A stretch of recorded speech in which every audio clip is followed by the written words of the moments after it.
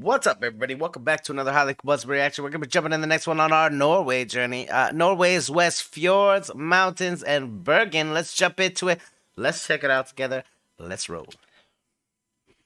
Hi, I'm Rick Steves, back with more of the best of Europe. This time, we're traveling in Northern Europe, where the mountains meet the sea. All right. It's the best of Western Norway. Thanks for joining us. And we have seen Rick Steves' stuff before. If you guys enjoy it, make sure you go over and show him some love on his channel. I'm going to drop it down inside the description. It will be right down there waiting on you. Let's go. Let's learn about Norway's west.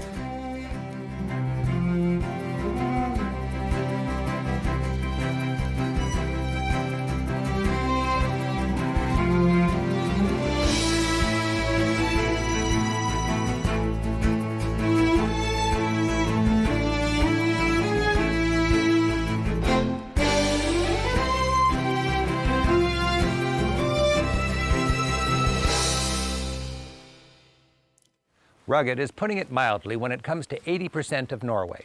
80% is rugged mildly? Historically, it was a challenging place in which to live. That's why Vikings ventured south, and that's why so many people here chose to leave and settle in America. But today, when you explore the west of Norway with its majestic mountains and fjords, you'll find plenty of reason not to leave, but to visit. Yeah, We or start stay. in what's called Giants Country, Jotunheim. High in the mountains, we'll hike on Europe's biggest glacier, then descend into fjord beauty. We'll take scenic cruises, see how medieval peasants lived, and where they worshipped, before enjoying Norway's historic capital with its Hanseatic heritage, a little high Norwegian culture, and its rugged love of life. Norway is long and skinny. It stretches nearly the length of America's west coast. We'll zero in on the scenic west, along the biggest of the fjords, Sognefjord, with stops in Jotunheim, the Jostedal Glacier, Solvorn, Flam, Balestrand, and Bergen. This is Jotunheim, home of the giants. It's a high plateau that feels like it's the top of the world. These are Northern Europe's highest peaks, and they're steeped in Norse legends and folklore. We like ourselves some legends and folklore. This is the land of Thor and Odin, whose spirits still inhabit the misty peaks. For centuries, villagers trekked across this pass to reach the coast. It was an arduous journey, but today, crossing it's a pleasure. It's so gorgeous, like a fairy 4,600 tale feet, land. The Sognefjord Road is Norway's highest pass. At this latitude, even these modest altitudes take us high above the tree line, with snow through the summer. Norway's lunar-like mountainscapes and deep fjords were shaped by glaciers that covered most of the continent 10,000 years ago. Europe's largest surviving glacier, Jostedal, is still hard at work. It covers 180 square miles and, though shrinking, is still mighty. Still a glacier. Of the many tongues of the glacier, this one, called Nigardsbreen, offers Yes. the best visit. Gorgeous. The valley comes with a quintessential glacier view. The approach includes a cruise across the glacial lake. The scale is enormous, and blue cliffs of ancient ice dwarf awestruck visitors. Park guides lash on crampons and rope up adventurous travelers in preparation for an icy hike. While there are more demanding Nigardsbreen routes, I'm joining a family hike, just an hour, but offering an unforgettable experience and bringing you face to face with the power and majesty of nature. While tentative at first, hikers soon gain confidence with their crampons as they climb high onto the glacier. 75 years ago, this glacier filled most of this valley. Wow. Guides teach a respect for nature, and any visit heightens one's awareness of the impact of climate change. Rivers of ice, like this, carved huge valleys, creating the defining feature of Norway's landscape, the fjords. Those glaciers, as much as a mile thick, spent eons carving up western Norway as they worked their way to the sea. Slowly, they gouged U-shaped valleys that later filled with water. It's very beautiful. It almost, like, in some ways, the way that the glaciers have carved it out, it reminds me a lot of Glacier National Park in Montana. You get to see the same kind of deep ass crevasses and things between the mountains where the glaciers have carved it all out. It's amazing what ice can do, what nature can do. It's massive. It's destructive and beautiful and creative all at the same time. It's crazy. The distance from seabed to mountaintop around here is as much as 9,000 feet, nearly 2 vertical miles. Dramatic waterfalls continue to cut into the mountains. This viewpoint makes sure car hikers get out and appreciate the view. Sognefjord is Norway's biggest, and that's the one we're exploring. Gorgeous. Of its many arms, the most scenic is called nærøyfjord. Rain or shine, traditional ferries offer a relaxing yet thrilling fjord experience. These ferries, while popular with tourists, are the lifeline of many fjordside communities. Some remote farms are connected to the outside world only by ferry. Mail is dropped and visitors come and go by request. And the visual highlight of this ride, nærøyfjord, is 10 miles long and breathtakingly narrow, as little as 800 feet wide. Wow. So, ready to go? Let's go! For an exhilarating alternative, we're suiting up for a much speedier tour with the Fjord speedboat. Safari Company. Survival suits keep everyone cozy and comfortable at thrillingly high speeds.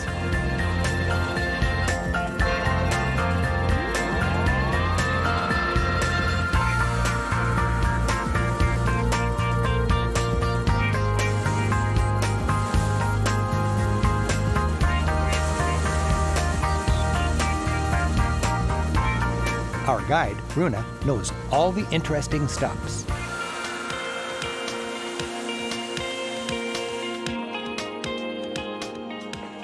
Long way down. Long way down. That's a big rock. So this is what makes these fjords in Norway so special, because it's steep walls down in the Very fjord everywhere. And this cliff is a very big cliff, and this is only a little part of the cliff, so it continues 100 meters down, so it's very deep here.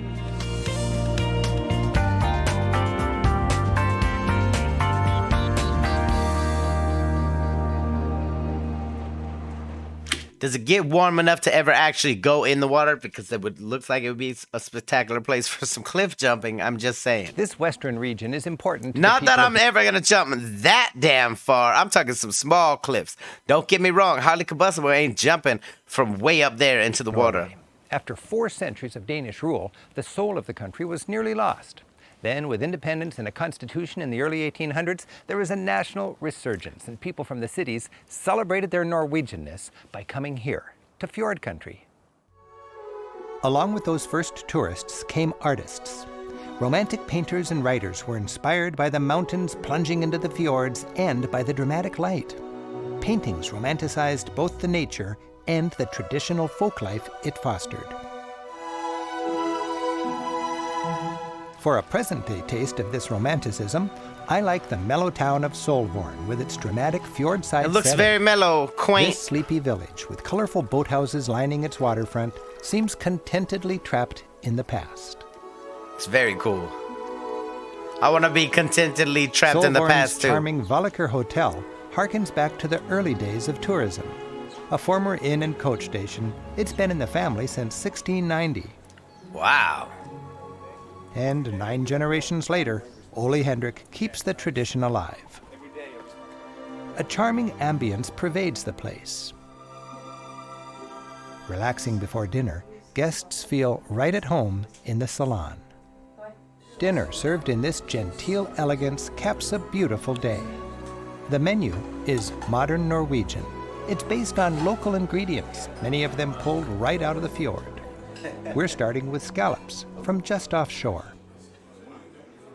On a summer evening, the twilight lingers, causing people to do the same.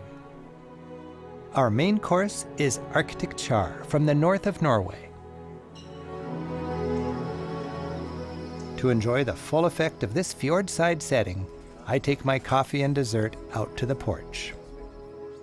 The berries, picked right out of their garden, go perfectly with the view.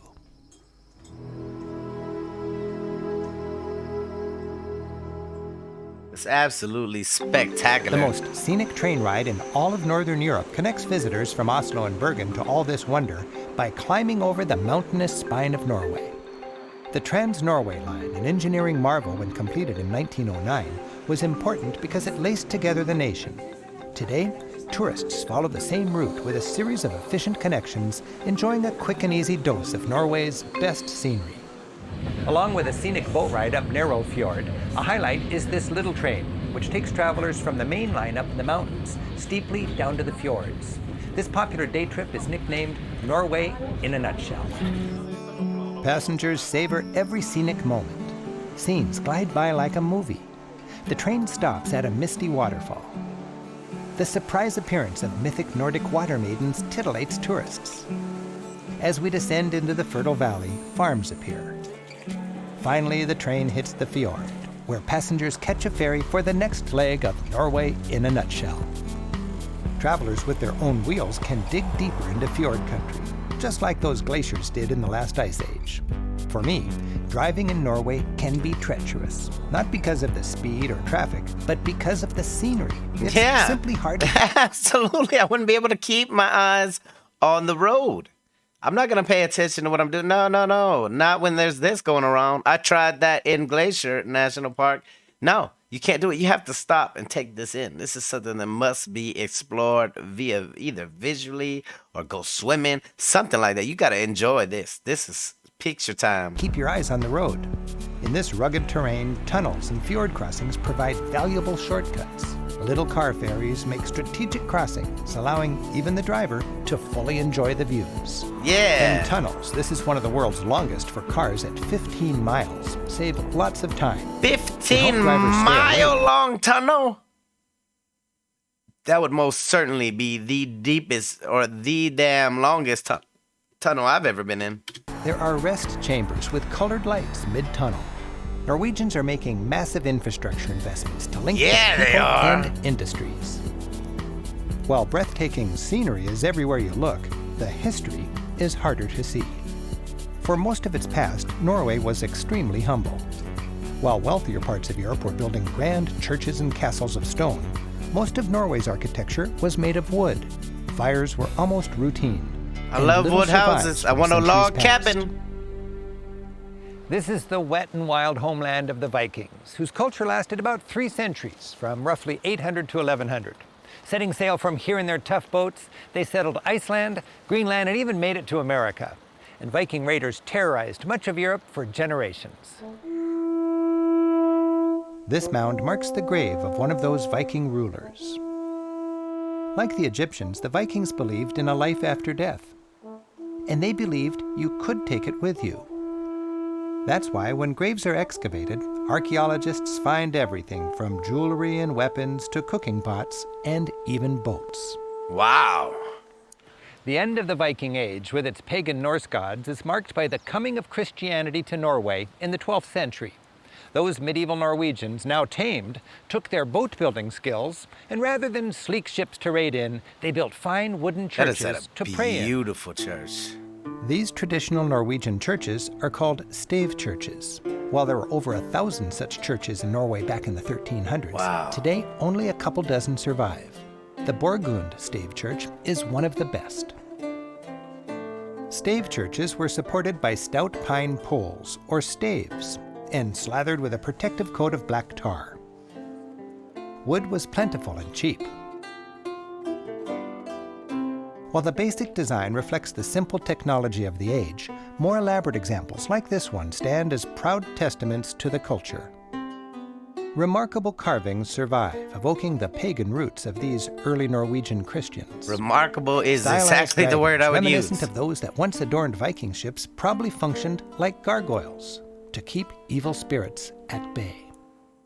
This building has changed little since it was built in 1180. Interiors were stark and dark, with tiny windows and simple X-shaped crosses of St. Andrew. The architecture guides your gaze upwards towards heaven.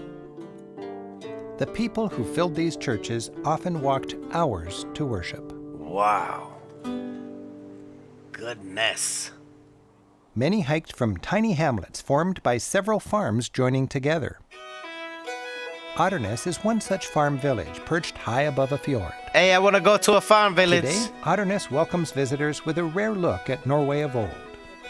It's an evocative huddle of a couple dozen weathered farm buildings, many of which date from the 1700s. It's an old-ass house. The farmstead's population dwindled a century ago when, like so many Norwegians, its residents emigrated to America in hopes of a better life. Still, a handful of farmers remained, eking out a living here until just a generation ago. Leila Kvelestad works hard to make the story of Otterness a living history. So I'm curious about how this community was organized. Yeah, this was 4 farms, 4 families who lived here. So why not one family here and one family there? Why 4 families together? You know, to live in this area, it was a very hard life. So they learned to work together and learned to share the resources so they could survive. Yeah, welcome to That's very cool. No matter, like, in America, all the farms are separate. I haven't seen any farm colonies. I haven't seen any farm cities. Like, you have cities built around farming, but everyone has their individual farm. I think it's cool that they got a little collaborative going on, and the ultimate purpose is survival. Like, that's makes sense. So this was an active farm actually until the last generation. Yes, and Eilert, he lived here to 1980. So there's a man named Eilert. Yeah, so he was the last one. Now this looks like he left it yesterday. Yes, and his last wish was we should try to take care of this house, almost like it was when he died. And you're doing exactly that. We try to do, yes. Today, the action's down at sea level. Ferries are a lifeline of the economy, helping both locals go about their lives and visitors efficiently explore these fjords. Just across Sognefjord lies Balestrand. Little Balestrand is dwarfed by the mountainous Look at scenery. it. With its functional harborfront and inviting marina, it serves as a springboard for local adventures. It flourished in the 19th century as a resort when romantic Grand Tour visitors came from far and wide to enjoy its dramatic setting. Look at that rainbow. As a matter of fact, these simple steps were built for the German emperor. Back before World War I brought the Romantic Age to a halt, Germany's Kaiser Wilhelm spent 5 summers communing with nature right here. Wow. Those glory days of early tourism still echo in the venerable Kviknes Hotel, which remains the grand dam of Balestrand. That is In its fine old dining room, the magnificent Kviknes building. offers a Look at classic this. Norwegian smorgasbord. For locals, this all-you-can-eat extravaganza is traditionally a feast enjoyed on holidays. But for travelers, it's an any-day-of-the-week opportunity to overindulge in Norwegian cuisine. Pace yourself with small plates through many courses. Begin with an enticing variety of seafood. Mackerel, eel, smoked salmon, pickled herring, and more. And the selection ranges from rutabagas to reindeer. It all culminates with a rich spread of local Rutabagas cheeses to and berries. reindeer? I've never Guests ate a enjoy their coffee reindeer. in the same rustic elegance that kept those first aristocratic visitors coming back. I ate a real deer. I ain't never ate a reindeer. It tastes the same. Does it taste the same as a real deer? Somebody tell me down Enjoy below. their coffee in the same rustic elegance that kept those first aristocratic visitors coming back.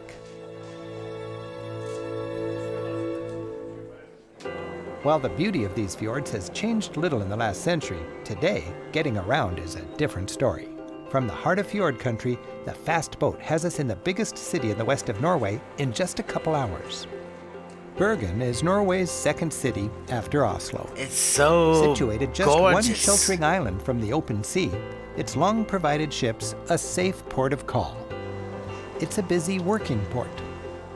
It's I've always found myself called to places that rely on or are kind of at harmony with the water or near the water, on the water. I need to be near the water myself. It's almost like I got gills that I got to keep wet. I don't know. This is a beautifully beautifully built city. Like the colors are magnificent. In America, everything is some stupid drab color. Here we got, there's just so much to take in. Situated just one sheltering island from the open sea, it's long provided ships a safe port of call. It's a busy working port. It's popular with cruise ships and an essential refuge when heavy winds drive in the boats that serve the North Sea oil rigs. Much of Norway's current affluence is fueled by the oil it drills just offshore. Visitors enjoy charming cobbled streets which surround the harbor and climb the encircling hills. Bergen's popular funicular rises high above the city, offering That's commanding awesome. views. Surveying the surrounding islands and fjords, it's clear why this city is known as the gateway to fjord country. Back down at the harbor, the bustling fish market has become a food circus of eateries selling fishy treats to tourists. Eager merchants provide tasty samples, and they'll happily assemble a plate to order. This fine harbor has a long history. 700 years ago, local kings established Bergen as Norway's first capital. The 13th century Hakon's Hall was part of the royal residence. That's awesome. In a city built of wood, stone buildings represented power. As in many Norwegian sites, the included tour here brings meaning to an otherwise hard-to-appreciate attraction. Welcome to the Hakon's Hall, which is today one of the more important secular buildings we actually have here in Norway from the Middle Ages. You're now standing up, as you can see, in the main hall, and I think this is also the best location where you're able to appreciate actually how large this building is. Giant! Today, it is by far the largest secular stone building in Norway from the Middle Ages. The adjacent tower dates back to the same period. Its simple design favored security over comfort. It was basically 4 stout rooms stacked atop each other. This was the chapel. From the roof, we enjoy a royal view. So for centuries, this actually happened to be the tallest building in Bergen. And what I think the building is trying to represent today is the attempt the Norwegian kings made in the 1200s to make this a political center. Colorful wooden warehouses mark Bergen's touristy historic quarter.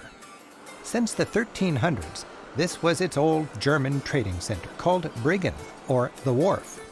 Along with being home of Norway's king, Bergen was a member of the mighty Hanseatic League, and therefore a trading power. The Hanseatic League was an alliance of cities stretching across northern Europe from London to Russia.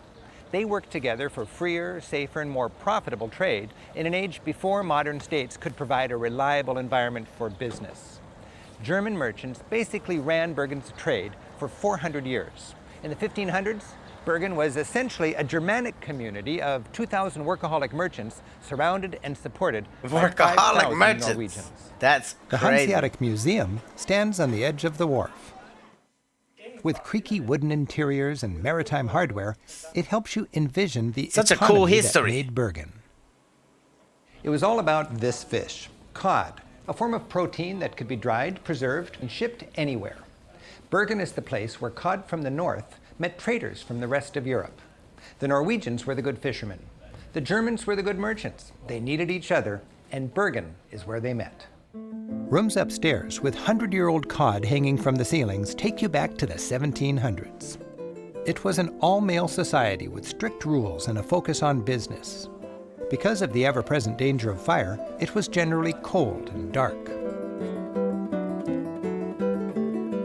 People slept cozy as they could in cramped cupboard beds. Wow! While there was hardly room for company, this bunk came with a pinup girl. Bergen's wooden core is made of long rows of planky warehouses leaning haphazardly across narrow alleys.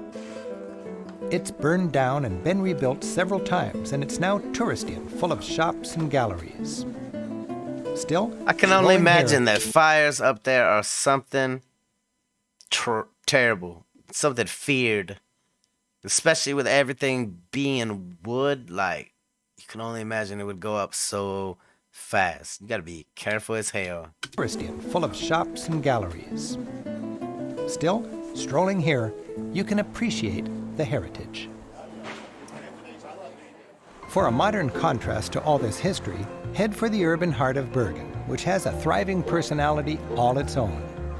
The main square, originally created as a fire break in this fire-plagued city, is lined by big department stores, and locals come to life when the sun peeks through, here in Norway's rainiest city. A park-like esplanade leads to the National Theatre. Fountains, celebrating cultural icons, provide popular meeting places. In the late 19th century, It looks like there's so Norway's much to greatest do. artists and musicians called Bergen home. This fountain is dedicated to the beloved violinist Ole Bull. And just outside of town is Trollhagen, the home of Norway's greatest composer, Edvard Grieg.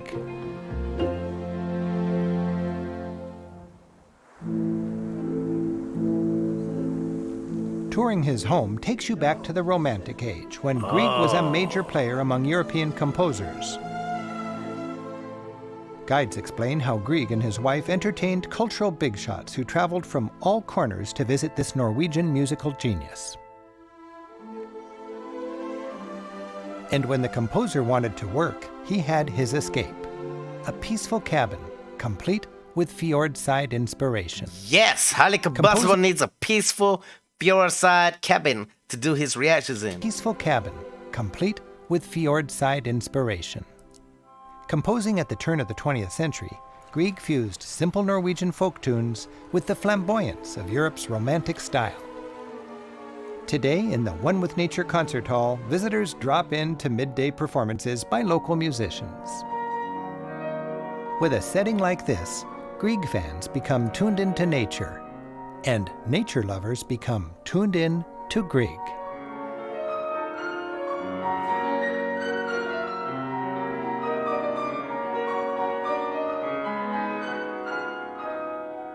And Grieg's music captures that rich and poignant mix of nature and culture that's so uniquely Norwegian.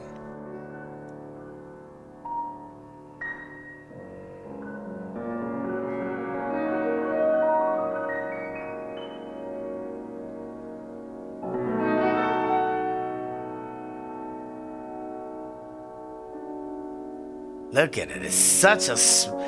If magic exists, it exists up here, for real. I'm serious. Like, if there's magical creatures, unicorns, leprechauns, anything like that, they're all up in these parts of the world where there's still so much nature, there's still so much beauty, there's still so much like rawness. It's living on the edge. I like it. It's cold. I'm sure it's cold. It's too cold, but we can deal with that. I hope you've enjoyed our journey through Western I Norway. most certainly have. In this rugged corner of Europe, the challenges presented by nature have met the tough and creative spirit of the Norwegian people. The result, a fascinating land well worth visiting. Thanks for joining us. I'm Rick Steves. Until next time, keep on traveling. There you have it, ladies and gentlemen. Norway's West, Fjords, Mountains, and Bergen. By all means, if you guys liked it, go show Rick Steves some love over on his channel. I'm going to leave it down inside the description. Norway's got a lot to offer. A lot to offer, especially for the outdoorsman type of man. You want to go out there, cut your own firewood and stuff. You want to go fishing. You want to do all of that outdoorsy hiking. Hey, it seems like it's the place to be. 100% seems like the place to be. There's just so much vastness. You could go anywhere. If you guys enjoyed it, hit the like button. If you disliked it, hit the dislike button. Check out one of my other videos up there. Definitely send me anything else we need to know about Norway. It's on the list. It's on the top of the list. Top 3 for sure of places to go first. Subscribe right here if you want to see more content, possibly your content. Until the next one, I'm Highly Combustible. You guys be happy, healthy, safe. I love you to the moon and back. Peace.